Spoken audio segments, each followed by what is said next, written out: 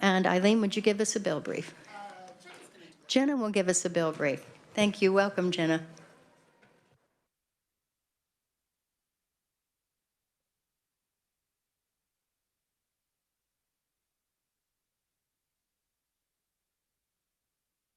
Multi-talented. She also closes doors. Thank you, Madam Chair. I saw all the young people in the rotunda, and I figured we might be getting some outside noise. Senate Bill 352 enacts the John D. Springer Patients' Bill of Rights to require hospitals to allow in-person visitation, adopt visitation policies and procedures, and creates a civil cause of action for violation of such rights. If this bill sounds familiar, it's because we heard a version last year, House Bill 2264, which was amended by this committee and passed out of the Senate, but an agreement was not reached in conference committee, and it was ultimately used as a vehicle for abortion legislation, so that bill number is not available. That bill would not be able to be used this year. So this bill would create two new sections of law, which in this bill are given the name the John D. Springer Patients' Bill of Rights. Subsection A defines terms used in the bill, including essential caregiver, immediate family members, patient, and patient care facility. And in this section, patient care facility includes adult care homes, medical care facilities, and hospices, or hospice facilities. Subsection C would prohibit a patient care facility from taking any action to prohibit a patient from receiving visitation from any person designated by the patient or their agent for healthcare decisions, an immediate family member, domestic partner, significant other, their agent for healthcare decisions, an essential caregiver, or a minister, priest, rabbi, or clergy person from their religious denomination. Subsection D would allow a patient to refuse in-person visitation at any time. Subsection E requires patient care facilities to adopt visitation policies and procedures outlining infection control protocols, dates and times, when visitation would be allowed, visit length, and the number of visits. Subsection F on page 2, beginning in line 29, requires KDHE to publish the requirements of this section on their website and include a link to report allegations that a patient care facility has violated this section. Subsection G provides a patient care facility civil immunity for acts taken in compliance with this section, not including things like gross negligence or reckless conduct. Subsection H, and this is different from last year's bill, this would create a civil cause of action for a violation of this section. A prevailing plaintiff would be awarded $25,000 or actual damages sustained, whichever is greater, as well as the cost of the suit and reasonable attorney fees. Section 2 creates a new section of law, and this language is adopted from the federal 1987 Nursing Home Reform Law. But in this section, these rights are applied to each patient being cared for in a medical care facility. Medical care facility is defined on page 3, and it references the definition in KSA 65-425, and that definition would include hospitals and recuperation centers. And then among the rights laid out in this section are the right for a patient to choose their own physician, to be free from physical and mental abuse, the right to privacy regarding accommodations and visits from loved ones, the right to confidentiality of medical records, and to voice grievances without reprisal. And in a coincidental timing, the House heard a version of this bill yesterday, and after slight changes, passed it out of committee. Very good. Thank you very much, Jenna. Committee, any questions for Jenna? Yes, Senator Petty. Jenna, I just wanted to be clear. You mentioned about medical care facility, and so is that definition as is in 65-425, is that the same definition for medical care facility throughout the bill? No, that's just for section 2. In section 1, it's patient care facility, which would include the adult care homes, medical care facilities, and hospice facilities. So it's just section 2 that's applied to medical care facilities, and that would be the different designations of hospitals, as well as like your rehab centers. Okay, so in section 1, there's a different definition for medical care facility. Well, excuse me, sorry. Section 1 uses both medical care facility and patient care facility, excuse me. So this would be section 1, I'm sorry, I'm getting the two bills mixed up. Medical care facility in section 1 is what's defined in 65-425, my apologies. And then Section 2 would also be the same definition of medical care facility. Okay, so in this bill, the 65-425, it's that definition throughout for this bill. Yes, which would be, yes, the 65-425, the hospitals and recuperation centers. And does that also include pediatric settings? It would depend on the type of facility that it was. I can give you the exact definition. I'll have to look it up, but if it were just a pediatric hospital, yes. I'm not, it would depend on what type of pediatric facility. So without more specific examples from you, I hesitate to expand. Okay, and my second question is, is this the definition then for essential caregiver, as in, starting in line 12 on page 1? Is that the definition? It's what's defined in section 1. Okay, so did we already have a definition for essential caregiver? No. Or is it's defined in this Yeah. bill? I do not believe that there's an existing definition in statute of essential caregiver. This was language adopted specifically for this bill. And then lastly, on line 30, an immediate family member, domestic partner, so that could be same-sex? Yes. Thank you. Thank you, Jenna. And we're going to jump right into our conferees today. And conferees, we have 13, or I guess there are 12 total. We have one that came in at the very last minute. We may not have time for that one, but we're going to start with Senator Mark Steffen, and each conferee will receive 3 minutes. Senator Mark Steffen, Senate District 34. Fellow senators, before us is the John D. Springer Patient Bill of Rights, a bill that brings balance for patients and hospitals. In fact, it's a bill that the preponderance of the verbiage in the bill was written by the hospitals. Within today's testimony, you'll hear example after example of our hospitals violating basic human rights from 2020 to 2023.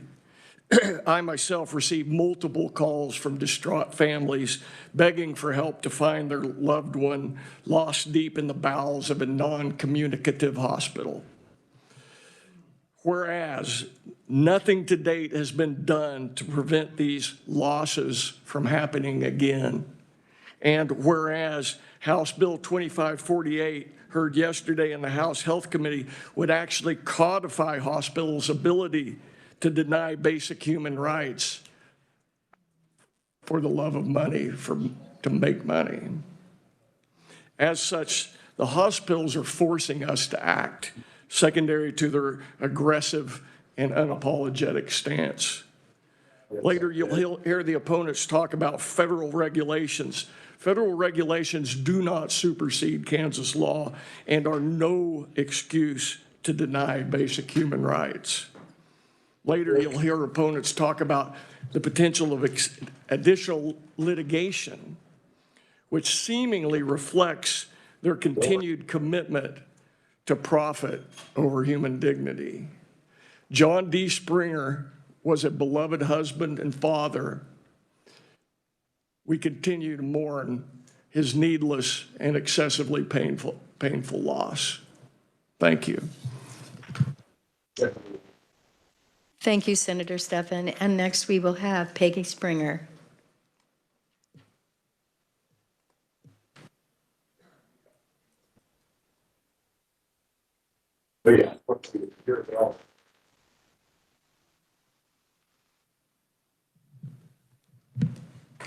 Thank you for having me. My name is Peggy Springer. I'm from Maxville, Kansas. My husband was John Douglas Springer. Thank you for allowing me to come and speak today and for allowing me to honor his name on this bill.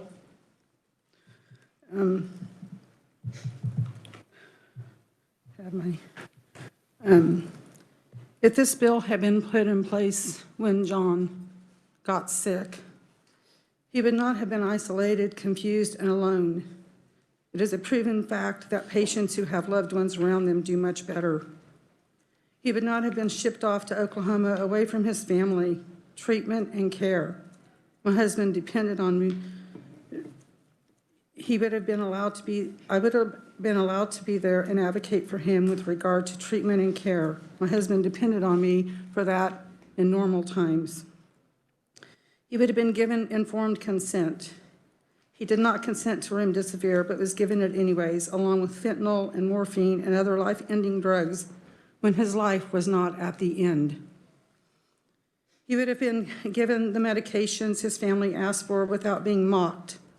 We asked for ivermectin, which we all know is one of the WHO's top most essential and safe medications.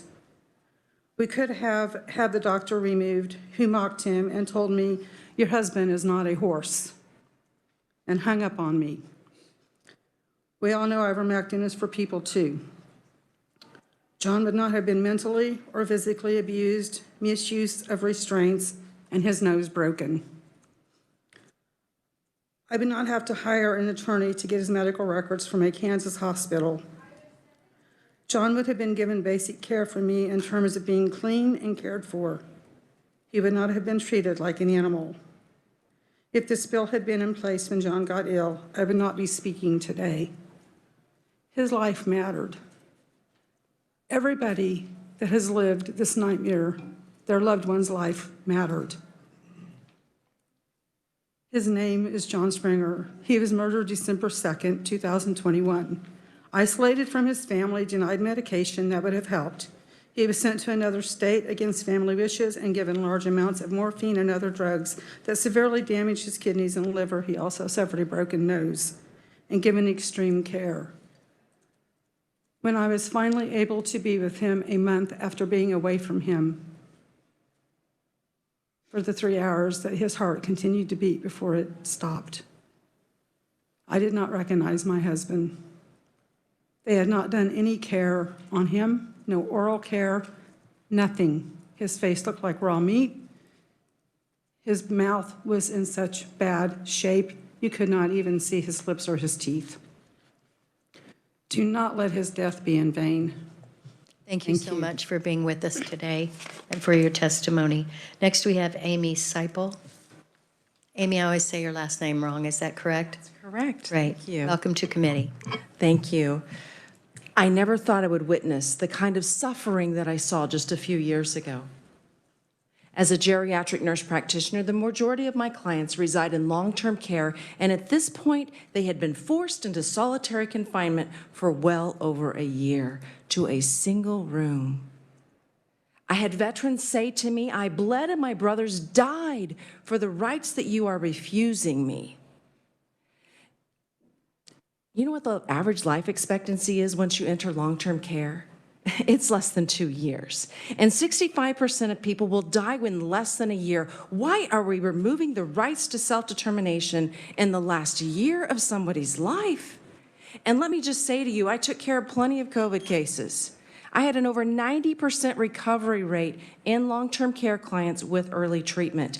But the COVID deaths pale in comparison to the hazards of immobility and isolation, and I have given you studies that you can look at in my notes and take a deeper dive into that. Research backs up those mortality rates. A 30% higher mortality rate for isolation for older adults. Double the risk of dementia. I mean, I could go on and on. I recall one particularly defining moment as I was driving home in deep despair after trying to comfort a woman who had been told that if she went to her only child's funeral, she would be kicked out of her building and have no place to live. I mean, think about that for a minute. You cannot go to your only child's funeral, but staff can go in and out. They can go to big box stores. They can go to the beer joint. That is fine. But by gosh, she would be unclean if she came back. Who cares what her blood sugars are or if I diagnose her next medical condition? You want to know why healthcare professionals are leaving our profession? Because we were asked to be a part of something that was wrong and evil, and we knew it. I will never forget the haunting words of a nurse who came and told me, "Amy, I've enjoyed working with you, but this is the last time I'll see you." And I said, you can't leave. They need us now more than ever. And she said, what we're doing here is wrong and you know it. You should not be surprised that I'm leaving. But what shocks me to death is that you're staying. Wow. And let me just say to you too, that it wasn't just family members not being able to come in. Our patients were denied the ability to see podiatry service. I knew a lady who had to remove an infected dental implant with a butter knife. They were denied getting their hair cut. They were denied everything early on, speech therapy. Now, in closing, I will just say there are carrots and sticks. They motivate human behavior. I used to wonder how in the world do dictators accomplish what they have, but it's carrots and sticks. Please don't fall for the carrots and sticks. Thank you, Amy. And next we have Andrea Erickson. Is Andrea with us? Yes, can you hear So me? sorry, can you hear me? Yes. Please go Can ahead. you hear me? Yes, we can hear you, Andrea. Today, I want to highlight a crucial, often overlooked aspect of healing, the profound impact of loved ones at the bedside during illness. While the medical world focuses on treatments, surgeries, and medications, the role of emotional support provided by our family and friends plays an equally vital role in healing. Scientific research has illuminated how the presence of loved ones can significantly enhance recovery outcomes. This is not just about comfort of companionship, it's about the tangible physiological benefits that love, support, and physical touch can provide. Emotional support reduces stress, sadness, loneliness, and helps create a positive outlook towards life and recovery. It triggers the release of hormones like oxytocin, endorphins, and serotonin, which act as natural painkillers, mood lifters, and promote overall well being. These biochemical responses have been linked to lower blood pressure, reduced risk of mental health conditions, and improved immune system function. Having a loved one at the bedside during any type of out-of-home care offers assistance with activities of daily living, which for nursing staff is a huge help. Plus, loved ones can advocate and share health information with medical staff and act as a safety net of care. This holds the immense potential to accelerate recovery as well as empower and uplift our loved ones in their most vulnerable times. I personally experienced what still feels like a nightmare with my grandmother, who was hospitalized in January of 2022. It's a long, painful story that led to her untimely death. My heart still aches over 2 years later, and I cannot stand the thought of anyone else going through what she did, nor the emotional trauma my family endured. Stories like mine are too numerous to count. No one should ever have to experience dehumanizing atrocities under the guise of healthcare. Moving on seemed impossible. It's only by the grace of God's supernatural love that I've been able to forgive. So the question now becomes, what can be done to help prevent this from happening again?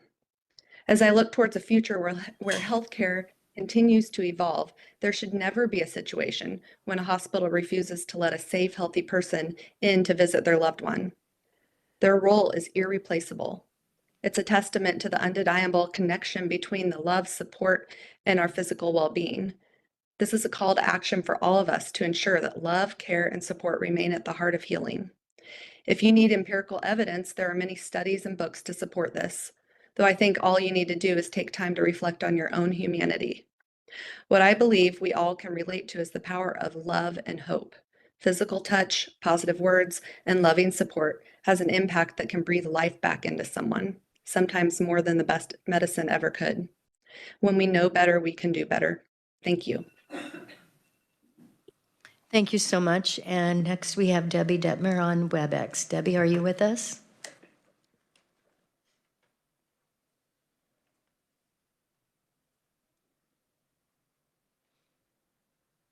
Can you hear me?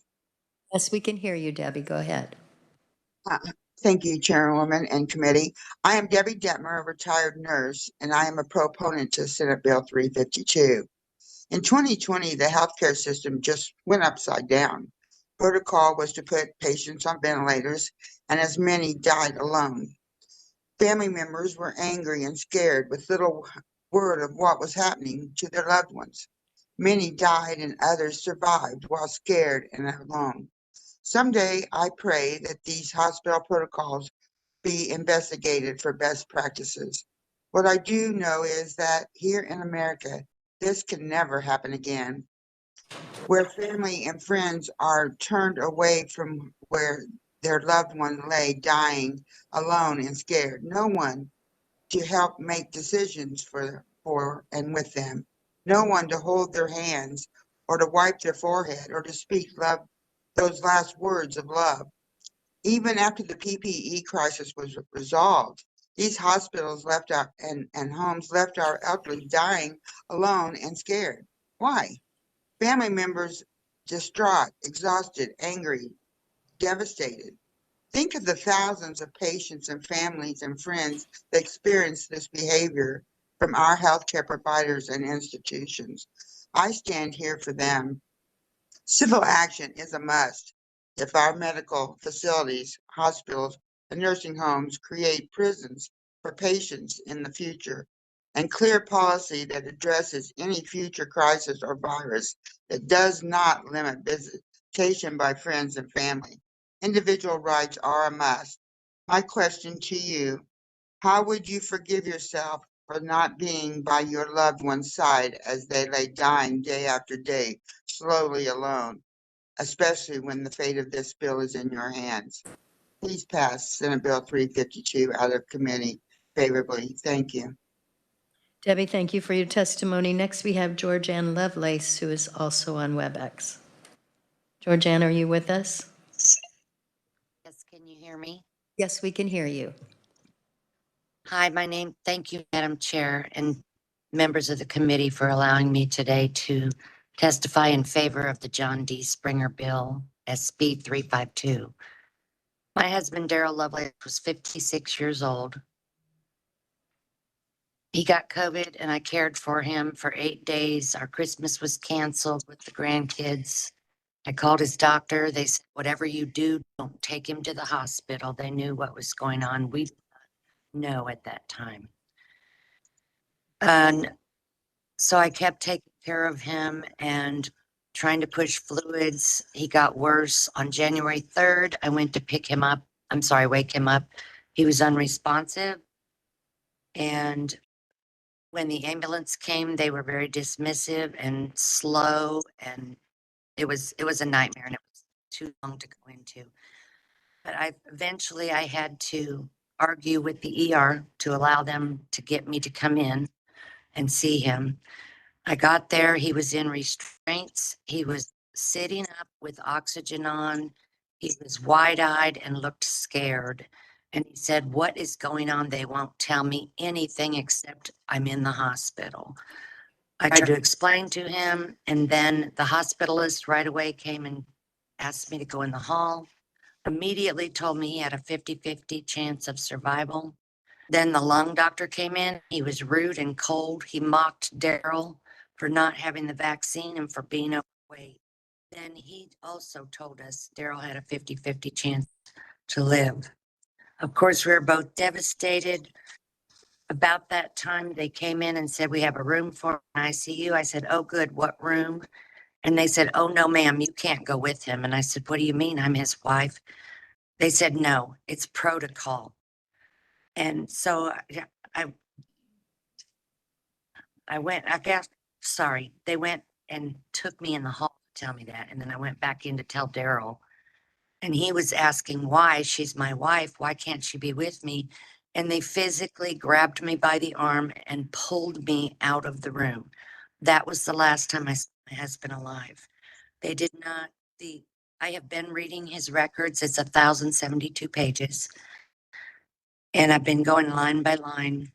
They had him on remdesivir and baricitinib, which both have box warnings for the liver and kidney. And on the first day of the records, of medical records, the doctors wrote, his prognosis looks grim. He will be put on a ventilator and will not likely survive. And he has acute kidney injury and liver enzymes high. And they these medications anyway. They also were giving him things like morphine. They were giving him 100 micrograms of fentanyl every hour. I did not get to see my husband. He was able to text me.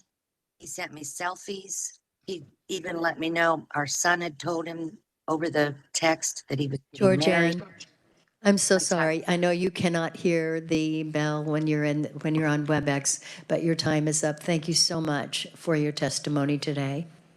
Okay, thank you. I Next, we understand. have Julie, and is it pronounced Ribelin? Ribelin. Thank you, Julie. Welcome to committee. Thank you.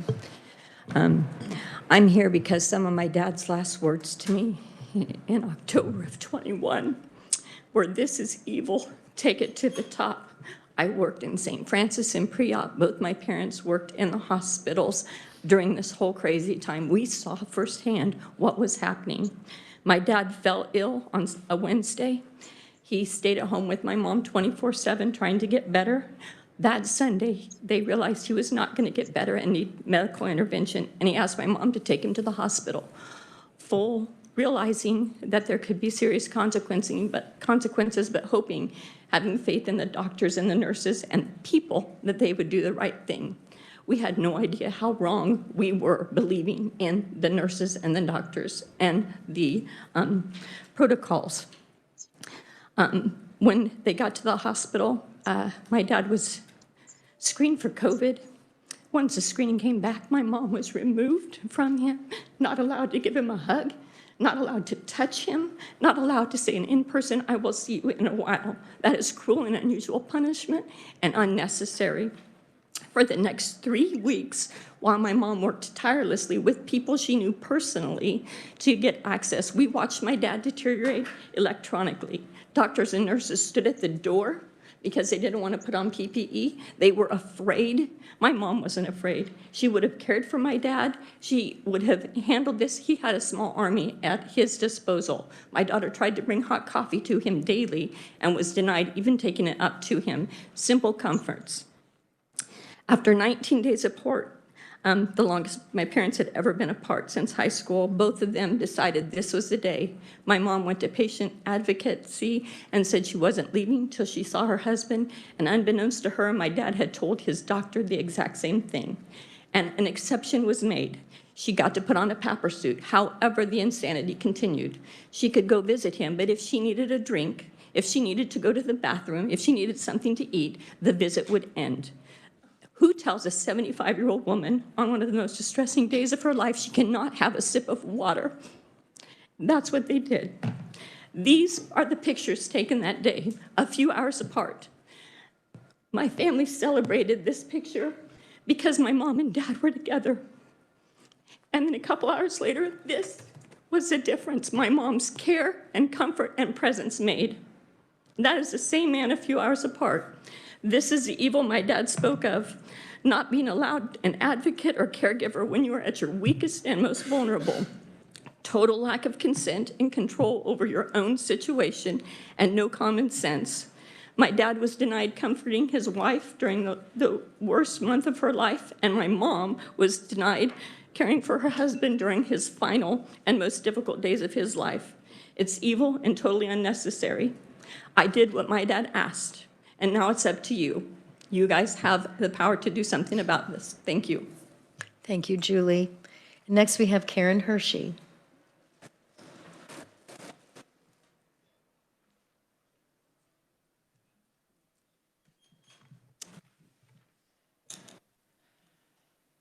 Thank you, Chairwoman Gossage and members of the committee. Again, my name is Karen Hershey.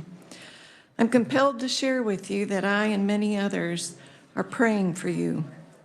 I'm praying in the name of Jesus the Messiah that the will of Almighty God will be done regarding the decisions you make this session. May He bless the people of Kansas through your work.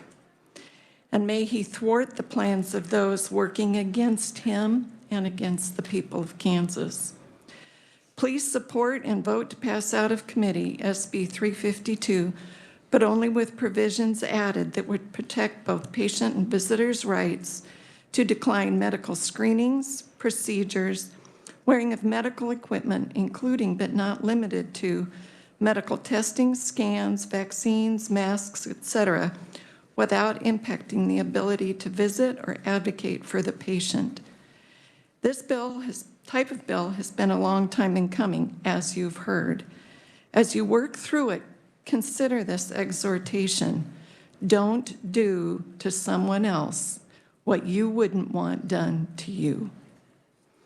When the large-scale carte blanche denial of patient visitation of family members was heartlessly orchestrated and mandated by hospitals and care facilities during the COVID debacle, we as a people began to lose our sense of compassion for the very people in need of compassionate care.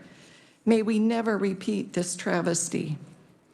The mother of a friend of ours lived in a care facility and was struggling with anxiety due to dementia.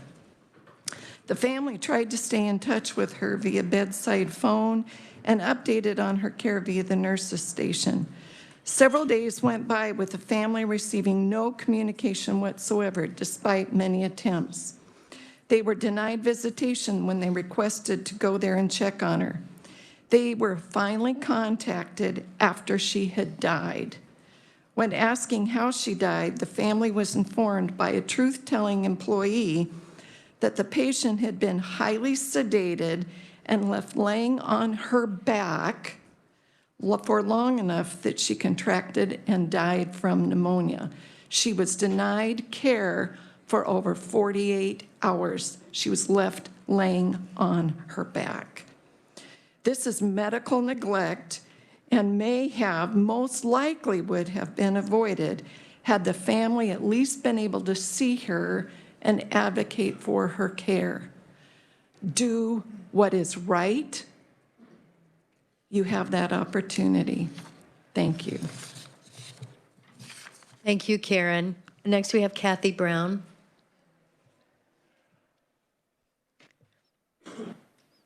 Kathy, I know you just came into the committee room. Everyone is given 3 minutes. Thank you. Welcome to committee. Thank you, Senator Senator Gossage, and Mrs. Isdanola Fairbanks here.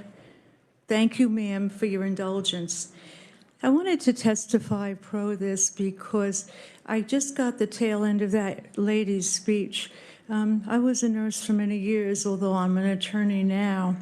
And when I saw the horrors that took place where people were completely barred from attending to the bedside of their loved ones, I was utterly and completely disgusted.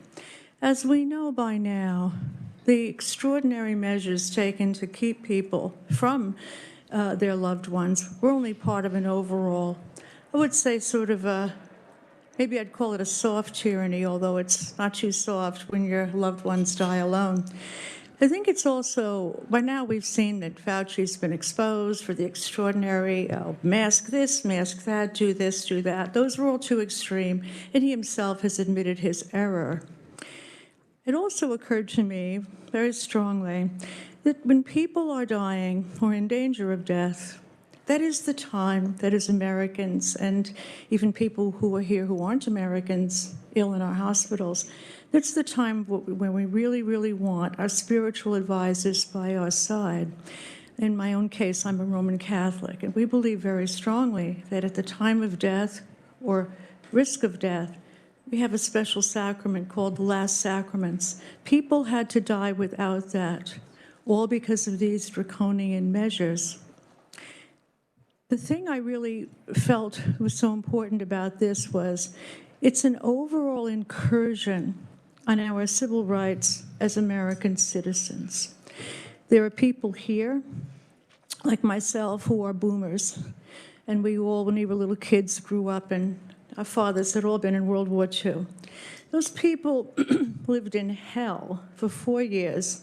My father had just turned 17, and they did it so that I can stand here today as a nurse, lawyer, as the lady I just heard speak, stood here and spoke, so that we can invoke those rights. We're asked to come and maybe interact with people who act mean to us or are not nice to us. That's the worst burden we have to bear. They risk their lives. So I very much think that this is needed. It's one of those things on the list of it shouldn't be needed, but it is. So I very much hope that it will pass. I think it's very, very important to us as Americans. And thank you again for allowing me to testify here today. Thank you, Kathy, for being in committee. I will draw your attention to the 13 other written testimonies that have come in. And I just want to say thank you to those because they understand that our time is short in committee and they were willing to be written only. Because, again, I want to make sure that we get to our opponent testimonies, and we also have a neutral testimony. Committee, let's keep our questions very short, and I would ask any conferee that is called upon to if they could keep their responses short so that we can make sure we get to everyone. And I'm going to begin by opening this up for any questions for any of the proponents. Yes, Senator Thompson. Thank you, Madam Chair. Just want to say, first of all, these are the lessons of COVID we learned. We cannot forget them, no doubt about it, and I support everything I've heard today. I do have one question for my colleague, Senator Stephan, and it's in the bill on line 19, page 2, where it says a medical care facility may require a visitor to agree in writing to follow the facility's policies and procedures. My concern is this could negate this entire bill. I don't know if you had time to think about that or how we could fix that conflict. But you know, I support the bill, but this creates an opportunity for them with federal dollars, as we saw all hospitals do, create policies that restricted visitors in these type situations. And that's my only concern with this bill. You're not going to get any disagreement from me. I would look forward to working with you to come up with an amendment to make that, to clarify that. Okay. Thank you, Madam Chair. Committee, other questions? Yes, Senator Holscher. Thank you, Madam Chair. I don't know who to ask this of, but I was looking ahead at the testimony from the opponents, and I noticed that essentially it looks like the Kansas Medical Society could potentially support the bill without the portions establishing 2 new civil causes of action. I didn't know if somebody wanted to comment on that. Senator Stephan. Oh, and thank you all for being here too, and sharing your stories. Okay. I will just say, Amy, would you identify yourself? Amy Seipel, and I would love your follow-up on that, but I would just say what I saw, you need penalties. So even when facilities were told to allow people in when folks were dying, CMS finally said that, the facilities didn't have the staff in order to police visits. So it wasn't happening. And while most health care providers, I think, are compassionate people, I saw compassion fatigue, and some people just got mean. It was a war zone. You need consequences in order for this bill to have any teeth. Did you want to add anything? That sums it up perfectly. A bill with no ramifications to it is just a suggestion, and we've seen how they don't take suggestions well. Do we have other questions, committee, before we go to the opponents?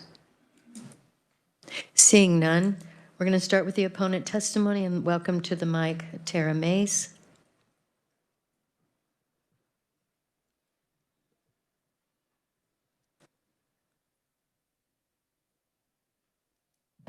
Good morning, Madam Chair and members of the committee. I am Tara Mays with the Kansas Hospital Association. I appreciate the opportunity to appear before you this morning to share our thoughts on Senate Bill 352.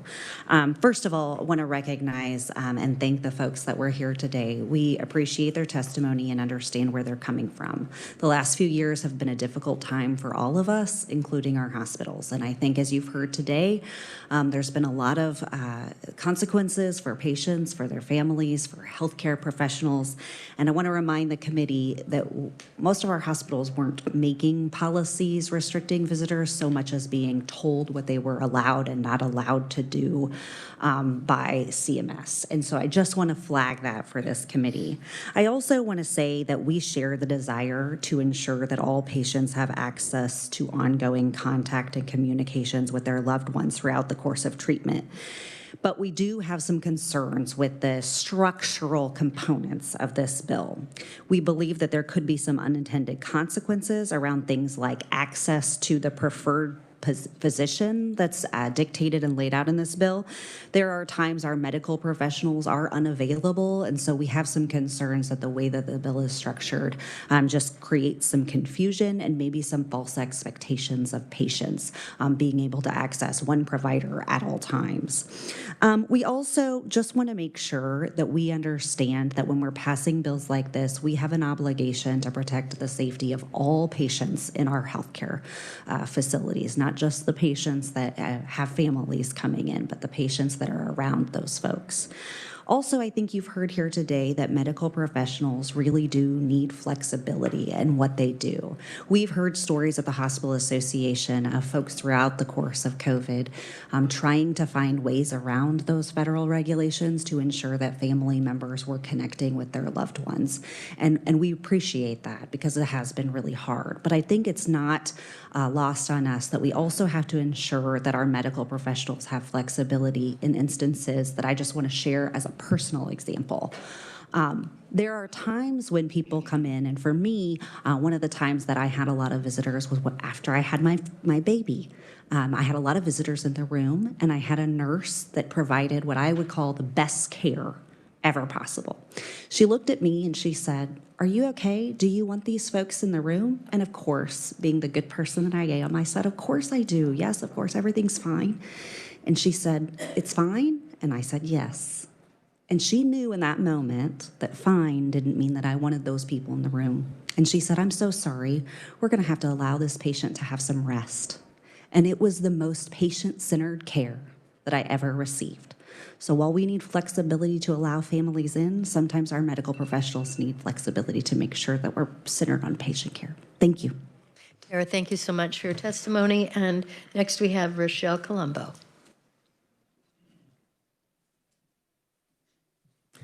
Good morning, Madam Chair and members of the committee. I'm Rochelle Colombo. I'm the Executive Director for the Kansas Medical Society, representing physicians across the state. I'd like to begin by saying that we understand and respect what has led to the need for this bill and understand the concerns and the situation that evolved from beginning in 2020 and throughout the pandemic and the anguish that it caused everyone. There's no doubt about that. And what was experienced in a first-time global situation and that no one wants to see repeated. And I'd also like to say that we just yesterday testified in support of a similar bill in the House Bill 2548. They are different only in a couple of areas. Section 1 of this bill is very similar to Section 1 of the House version of this bill. But the portions that relate to creating a new civil cause of action create concern for us. We believe that these provisions really are unnecessary. There is already remedies available to individuals who have adverse outcome or inappropriate care. They already have legal remedies. But this will increase litigation if these sections are enacted, and that will serve to further erode the relationship between patients and their caregivers. Obviously, this bill is being, I think, considered because that was eroded during what happened in 2020 and subsequently related to COVID, and no one wants that to be the case again. But we do believe it's important to protect that relationship to ensure that all patients have access to the best care, and they should have access to visitation and to their loved ones. And we would love to support a bill that didn't include those actions, the civil causes of action. So with that, I'd be happy to stand for questions.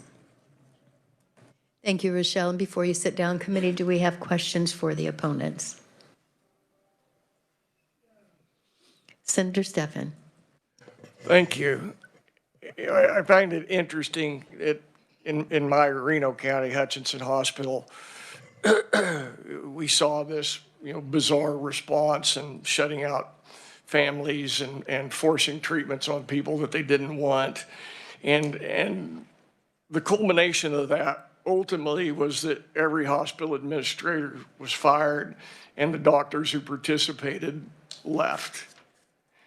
But what we've never had is an apology. And I've always thought, man, that is just so odd that we have not had an apology for this aberrant, inappropriate behavior. Would either of the opponents be willing to apologize on behalf of their associations today for the mistakes in judgment and and mean-spirited care that was provided during that time period? Well, I appreciate your question, and I represent physicians, individuals, some employed, some in private practice, not all in hospital situations. I don't know of a single physician who enjoyed or thought it was easy to navigate COVID, regardless of the practice setting they were in. I'm sure you know this as a physician. You go into practice because you want to take care of people and don't always have all the resources that are necessary. And I don't think anyone would say that they wanted anybody to have a bad outcome, lose their life, or not have access to their loved ones. There were many, many variables outside of everyone's control during that time. But I don't think that, I think the medical community has learned a lot, and that we do, like I said, understand why there is a desire to have something established so that should we go through another pandemic, that there are reasonable policies put in place that would allow for people to be with their loved ones at end of life. Senator Thompson. Oh, Quick. So the answer is no, you're not willing to apologize on behalf of your association, correct? I don't think it would be appropriate for me to make a statement for other individuals. Senator Thompson. Rochelle or Tara, either one. When Amy testified, and she's a nurse, she worked in the facilities, and I think there were a lot of people who were working in these facilities and physicians who understood how illogical the policies were and how it was harming families. How do facilities then address another situation? We just don't want these lessons to be forgotten. We don't want a similar situation, but I can see it easily develop because of the pressures from CMS, because of the federal dollars coming down. I mean, that is the impetus for this bill, obviously, and protecting patients. But it seems like it's going to be the money that determines those policies again if there's another situation like this. How do we craft a bill that obviously respects the patient's rights, respects the family's rights, but just somehow gets a hospital to a situation that they've got to see something is illogical? Because what Fauci was saying has been proven to be absolutely wrong. What do we do? So I would love to defer to Ms. Mays as well, since she represents hospitals, but I would say I understand, and I think that if I understand it, that is the reason, that you all have brought Senate Bill 352 before, and that the bulk of the Section 1 that relates to establishing those visitation rights is an appropriate address for that. And so if that was the limitation of the bill, we would be in support. So I'll defer to Ms. Mays. Tara, real quickly. Yes, thank you. Tara Mays with the Kansas Hospital Association. I think if you were to look to craft a bill, I would look towards the House version of the bill that was amended yesterday. I think it meets both the context of trying to come up with some compromise to ensure this doesn't happen again, but also does it in a way that's thoughtful around flexibilities and some of the concerns that I mentioned. Senator O'Shea. Thank you, Madam Chair. I'm not sure who my question's for. Were patients and are patients allowed to leave the hospital anytime they choose? Tara, please. Certainly, patients have rights to be able to leave the hospital. There are certain protocols that different hospitals have in terms of being able to leave the hospital, but certainly patients have rights to either not come to the hospital or to leave the hospital when they want to. Senator Erickson. Thank you, Madam Chair. For either of the opponents, I noticed in your testimony you address eroding the trusting relationship between the patient and the healthcare industry. This bill does that. I think that the damage was done during how COVID was handled. And real quickly, Madam Chair, I appreciate the personal example that was given, and I don't talk about this publicly because it's hard. My baby almost died from COVID. He's my baby. He's 27 years old. I had to go outside his hospital window and sit there in a lawn chair in the grass at the hospital. Well, my baby almost died. That eroded the trust. My mother was in independent living. And she called me and said, "You can't come see me." I said, "She had terminal illness."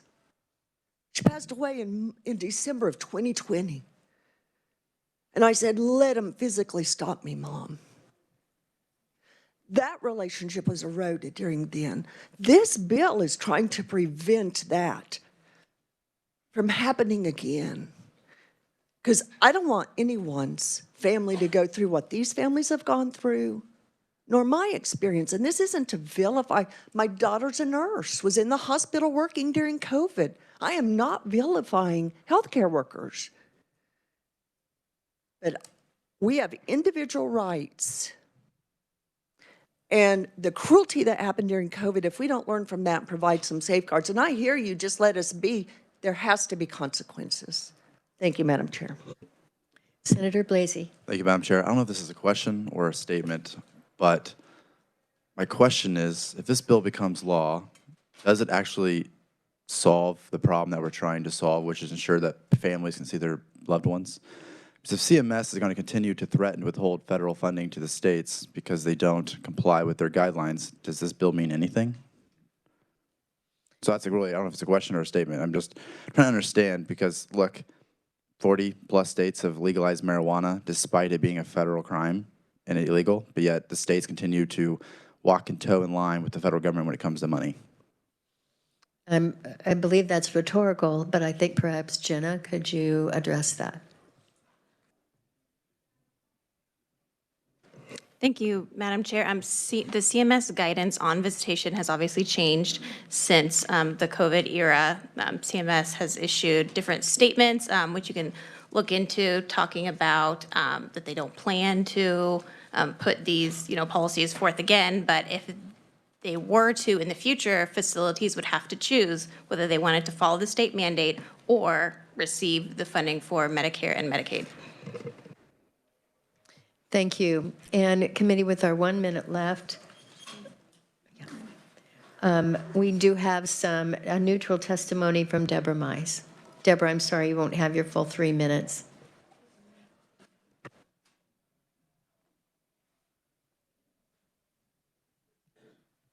Madam Chair, that's fine. I can say it pretty quickly. Most everything has been said today. I strongly want to support this bill. But unless there's something on here that will safeguard a patient's rights, anytime a medical facility can set the rules without safeguards, that's a problem. Because I have a letter in my portfolio. CMS has some pretty unreasonable things that are going to come forward that they're going to require hospitals and facilities to do. That is not okay. We have to preserve our freedom today. There are things coming down the pike, and I would love to sound an alarm. I'd like to stay here for 6 hours sounding the alarm. But we have to have safeguards that will protect the citizens of Kansas. Thank you. Thank you, Debbie. Before we close this hearing, I just want to say thank you for all of you that have come forward. Anybody who lost a loved one during that time or nearly lost a loved one, we hear you and we thank you for being here. Committee, this closes the hearing on Senate Bill 352. We just have one quick final action on Senate Bill 363. And Jenna, could you give us a quick bill brief on that? This is the barbering bill. Thank you, Madam Chair. Senate Bill 363 amends the statutes relating to barbers, providing a senior status license and for different licensure fees. Any questions of Jenna on this bill? We're going to take final action on this bill. So unless do we have a motion regarding this bill? Senator Thompson. Yeah, I will move that we move Senate Bill 363 out favorable for passage. Do we have a second? Second from Senator Erickson. All in favor say aye. Aye. Opposed?